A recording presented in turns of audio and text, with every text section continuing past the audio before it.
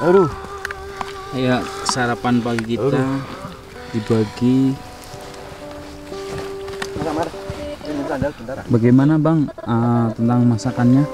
Mantap. Kalau di gunung makan apa-apa itu enak pasti. Tapi menurut Anda gimana? Rasa, teksturnya gimana? Tasty. Enak banget. Dan karuan dia sini. Koki ini udah belum ini? Apa? Koki? Kari rokok. Aku lagi puasa surahan.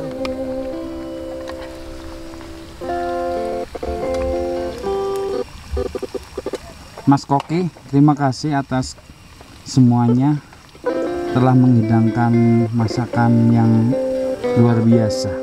Amazing. Gimana Mas? Rasanya Mas? Alhamdulillah. Berkat Mas Koki ini.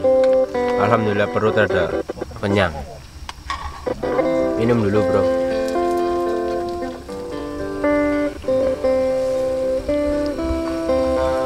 Apa ini namanya?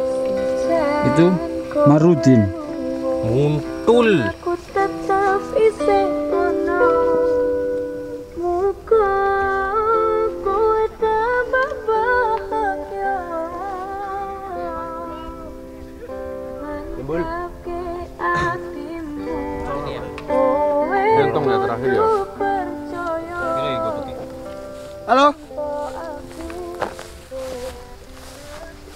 Ini kita sudah sampai di Gunung Kembang. Berangkat kemarin pukul 5:30 sore.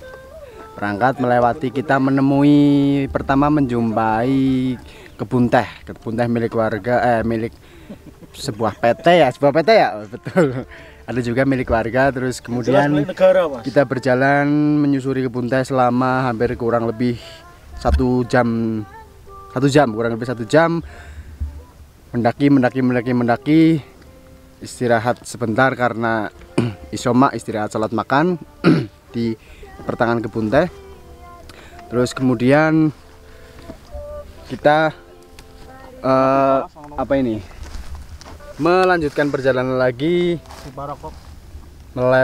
masih melewati kebun teh, belum selesai. Dan pada saat jam Isya 7:30 kita sampai di pos kedua yang disebut apa itu namanya, kandang celeng. Tapi yang masuk garangan-garangan ini, bukan celeng-celeng. Garangan-garangan Jawa. Terus kita mulai mendaki, mulai masuk ke hutan, disuguhi dengan jalur pendakian yang mulai sedikit menguras tenaga dan sedikit menguras pikiran, suara, karena sudah mulai nafasnya tidak teratur. Tapi ada sisi positifnya juga kita naik gunung. Kalau kita hidup selama ini di kota, selama ini di luar gunung, kita sering lupa dengan Allah. Kalau naik gunung itu ada sisi positifnya juga. Selain menikmati keindahannya, kita juga lebih mendekat kepada Allah dengan cara berzikir, istighfar, subhanallah, itu tidak henti-henti karena nafasnya tidak teratur kayak gitu. Kandang celeng sudah dilewati, kemudian kita sampai di pos berapa? Ariles mana? Pos 3 ya? Pos 3 pos apa namanya?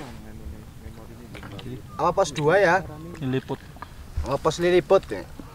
Pos Liliput kita istirahat sebentar, terus sampai hanya 5 menit lah, minum-minum sebentar, terus kita melanjutkan lagi ke pos selanjutnya. Kita disuguhi dengan pos akar. Pos akar itu dikatakan pos akar karena Banyak akar. ya jelas banyak akarnya. Terus terus jalur pendakian lebih terjal lagi, lebih ekstrim, menantang lagi, lebih menggelitik katanya itu. Pos akar kurang lebih 200 meter lah jauhnya, terus sampai di kemudian pos belum tanjakan cinta. Sabana dulu. Dikatakan sabana, kalau dengar kata sabana pasti kita langsung berpikir banyak indah. Iya, indah, banyak rerumputan, terus pandangannya luas, tapi tidak terjadi di Gunung Kembang ini. Pos sabana hanya nama pos saja, yang disuguhkan adalah tanjakan-tanjakan terjal. Kenapa dikatakan sabana? Mungkin karena dari sabana ini kita bisa melihat dari bawah ke bawah dengan cuaca, dengan tekstur hijau alamnya, mungkin bisa itu dikatakan dengan sabana. Kita berhenti sebentar, terus kemudian kita naik ke pos yang ditunggu-tunggu, yaitu pos tanjakan mesra. Sangat mesra karena pada saat di situ saya berpikir mau turun tapi jauh, mau lanjut tapi nggak kuat kayak gitu. Tapi karena pengen ngepuncak, pengen lihat gugusan-gugusan gunung, akhirnya dilanjutkan lagi. Di situ kurang lebih 300 meter kita melewati tanjakan cinta dan tanjakan mesra, dan tidak usah khawatir karena di situ kita sudah disandingkan dengan tali pengaman untuk menanjak. Saya menghimbau agar badan itu condong ke depan, jangan ke belakang, karena condong ke belakang nanti bisa doyong, geludak, bahasa Jawanya geludak, gelebar, naring dengal. Apalagi yang bawa carrier-carriernya itu berat, bawa galon kayak gitu, diharuskan menunduknya ke depan. Bahasa Purwokertonya kedagar-dagar. Cepat. Kalau bocor berarti bocor halus. Bocor halus. Oh, di situ enggak langsung bocornya, bocor kasar. Terus sampai di puncak ini, di puncak kita disuguhkan itu adalah gunung apa itu? Gunung Sindoro. Gunung Sindoro dengan di bagian kanannya, kirinya itu ada deretan-deretan bukit. Deretan bukit yang ada di daerah mana ini? Wonosobo. Ada deretan Gunung Prau itu, terus Gunung Selamat yang ada di Purbalingga juga kelihatan. Terus tuh kota-kota yang ada di Jawa Tengah khususnya. Iya, daerah Jawa Tengah terlihat itu. Sini kan ada tidok-tidokna gunung-gunung sini kan kayak. Sono maringana. Itu sambil berjalan kita ya sangat indah bagaimana lebih dekat dengan Gunung Sindoro. Yang kalau dari Purbalingga itu hanya melihat ujungnya saja, tapi kita di sini kalau di Gunung Kembang ini kita bisa melihat bagaimana kondisi tekstur dari Gunung Sindoro secara dekat sekali. Bagaimana itu pepohonannya masih rindang. Terus Gunung Sindoro ini terletak di Kabupaten Wonosobo dan Temanggung, ya. Temanggung, ya, maksudnya Temanggung, tapi sangat indah. Kemudian di sebelah sana, di sebelah kanannya kita Sindoro ini ada Gunung Sumbing tuh. Jadi kalau lewat jalur kota itu kita kalau mau lewati Temanggung itu disandingkan kirinya Sindoro, kanannya Sumbing. Ya seperti itu. Jadi dikenalnya itu gunung kembar karena kondisinya sangat mirip, hampir mirip, sangat sekali mirip. Sindoro yang ini terus Sumbing yang sana itu hampir mirip. Dan di belakangnya lagi sana, kalau kita naik ke atas nanti itu ada gunung yang namanya gunung apa itu namanya ya Mas Pondel? Merbabu, Gunung Merbabu. Nah, tidak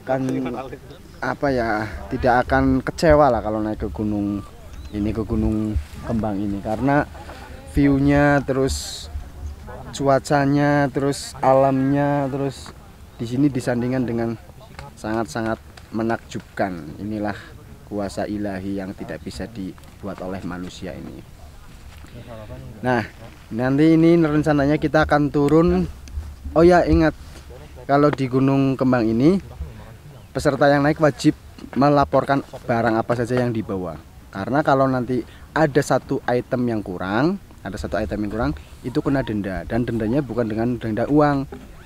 Meskipun harganya tetap dengan harga uang, tapi panitia Basecamp Gunung Kembang ini tidak meminta uang tapi meminta barang agar nantinya bisa dipakai untuk kegiatan mendaki atau penyewaan pendakian yang lain seperti itu. Jadi semisal bawa mie instan 20 saset ya.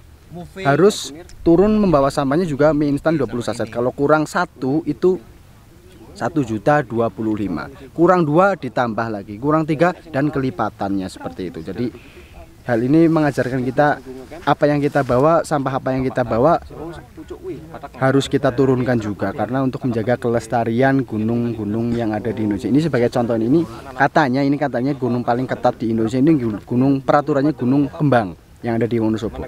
Bagus. Semoga gunung-gunung yang lain bisa mengikuti bagaimana peraturan-peraturannya untuk lebih menjaga keindahan dan keharmonisan alam di Indonesia seperti itu. Oke, nanti kita jumpa lagi. Kita akan prepare perut umumnya. Karena sudah lapar.